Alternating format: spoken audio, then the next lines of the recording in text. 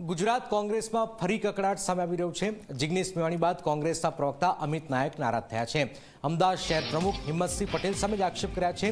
પૂર્વ ગૃહ રાજ્યમંત્રી પ્રદીપસિંહ અને હિંમતસિંહના ફોટો શેર કર્યા। હિંમતસિંહની ફરિયાદ કરતો રાહુલ ગાંધીને પત્ર લખ્યો છે। હિંમતસિંહ પટેલની કાર્યપદ્ધતિ સામે પણ સવાલ ઉઠાવ્યા છે। કોંગ્રેસમાં અત્યારે નેતાઓ વચ્ચે અંદરો-અંદર વિવાદ ચાલી રહ્યો છે। જિગ્નેશ મેવાણીએ થોડા સમય અગાઉ જ પક્ષના નેતાઓ સામે આક્ષેપ કર્યો હતો, ત્યારે હવે પ્રવક્તા અમિત નાયકે અમદાવાદ શહેર પ્રમુખ હિંમતસિંહ પટેલ સામે જ આક્ષેપ કરીને પક્ષમાંથી મુક્ત કરવાની માંગ કરી છે।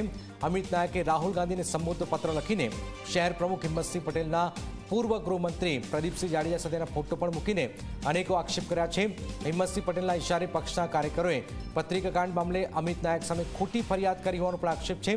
હિંમતસિંહના નેતૃત્વ સામે સવાલ ઉઠાવતા જણાવ્યું છે કે હિંમતસિંહ હરીફ પક્ષના નેતાઓ સાથે તેમના ખર્ચે હજારો કિલોમીટર પ્રવાસ કરીને આવ્યા તો સંગઠન કઈ રીતે ટકશે।